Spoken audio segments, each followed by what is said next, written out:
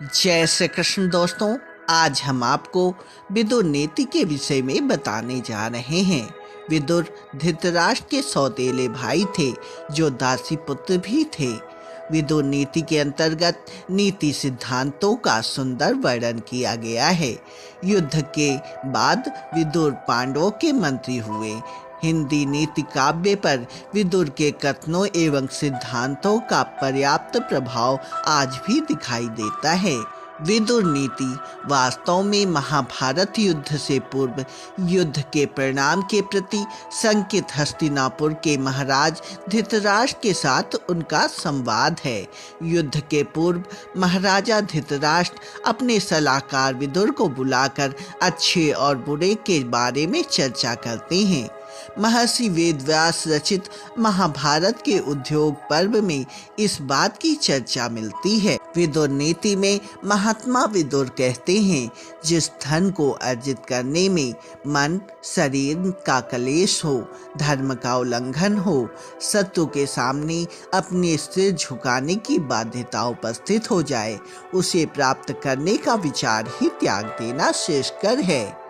पर स्त्री का स्पर्श, पर धन का हरण, मित्रों का त्याग रूप यह तीन दोष क्रमशः काम, क्रोध, लोभ से उत्पन्न होते हैं। जो विश्वास का पात्र नहीं है उसका तो कभी विश्वास किया भी नहीं जाना चाहिए, पर जो विश्वास के योग्य है उस पर भी अधिक विश्वास नहीं किया जाना चाहिए। विश्वास से जो भय उत्पन्न होता है वह मूल उद्देश्य का भी नाश कर डालता है। संसार के 6 सुख प्रमुख हैं। धन प्राप्ति, हमेशा स्वस्थ रहना, वंश में रहने वाले पुत्र, प्रिय भार्या, प्रिय बोलने वाला भाई और मनोरथ पूर्ण करने वाली विद्या। अर्थात इन 6 से संसार में सुख उपलब्ध होता है। बुद्धिमान व्यक्ति के प्रति अपराध कर कोई दूर भी चला जाए तो चैन से ना बैठें, क्योंकि बुद्धिमान व्यक्ति की बाहें लंबी होती हैं और समय आने पर वह अपना बदला जरूर लेता है। विदुर कहते हैं, क्षमा को दोष नहीं मानना चाहिए, निश्चय ही क्षमा परम बल है। क्षमा निर्बल मनुष्यों का गुण है और बलवानों का क्षमा आभूषण है। काम, क्रोध और लोभ यह 3 प्रकार के नरक यानी दुखों के जाने के मार्ग हैं। यह तीनों आत्मा का नाश करने वाले हैं, इसलिए इनसे हमेशा दूर रहना चाहिए। ईर्ष्या, दूसरों से घृणा करने वाला, असंतुष्ट क्रोध करने वाला, संकालु और पराश्रित, इन 6 प्रकार के व्यक्ति सदा दुखी रहते हैं। विदुर कहते हैं, जो पुरुष अच्छे कर्मों और पुरुषों में विश्वास नहीं रखता, गुरुजनों में भी स्वभाव से ही संकित रहता है, किसी का विश्वास नहीं करता, मित्रों का परित्याग करता है, वह पुरुष निश्चय ही अधर्मी होता है।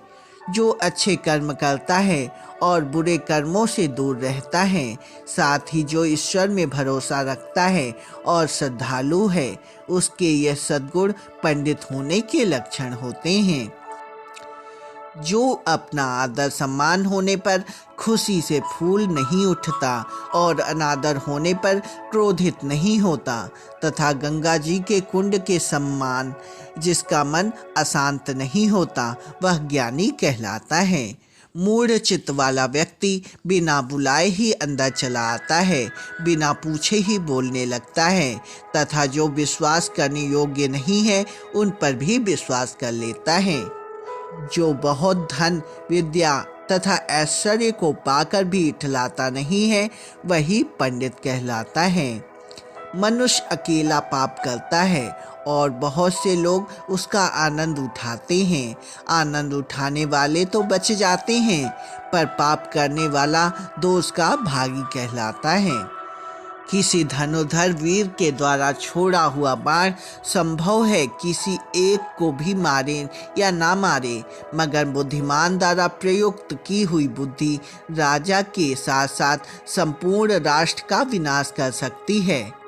विदुर धृतराष्ट्र को समझाते हुए कहते हैं, हे राजन, जैसे समुद्र को पार पाने के लिए नाव एकमात्र साधन है, उसी प्रकार स्वर्ग के लिए सत्य ही एकमात्र सीढ़ी है, कुछ और नहीं। किंतु आप इसे भी नहीं समझ रहे हैं। केवल धर्म ही परम कल्याणकारक है। एकमात्र क्षमा ही शांति का सर्वश्रेष्ठ उपाय है। एक विद्या ही परम संतोष देने वाली है और एकमात्र अहिंसा ही सुख देने वाला होता है। विदुर धृतराष्ट्र से कहते हैं, राजन, ये दो प्रकार के पुरुष स्वर्ग के भी ऊपर स्थान पाते हैं, शक्तिशाली होने पर भी क्षमा करने वाले और निर्धन होने पर भी दान देने वाले। काम, क्रोध और लोभ ये आत्मा का नाश करने वाले नरक के 3 दरवाजे हैं, अतः इन तीनों को त्याग देना चाहिए। महात्मा विदुर कहते हैं, हे भरतश्रेष्ठ, पिता, माता, अग्नि, आत्मा और गुरु, मनुष्य को इन 5 की बड़े यत्न के साथ सेवा करनी चाहिए।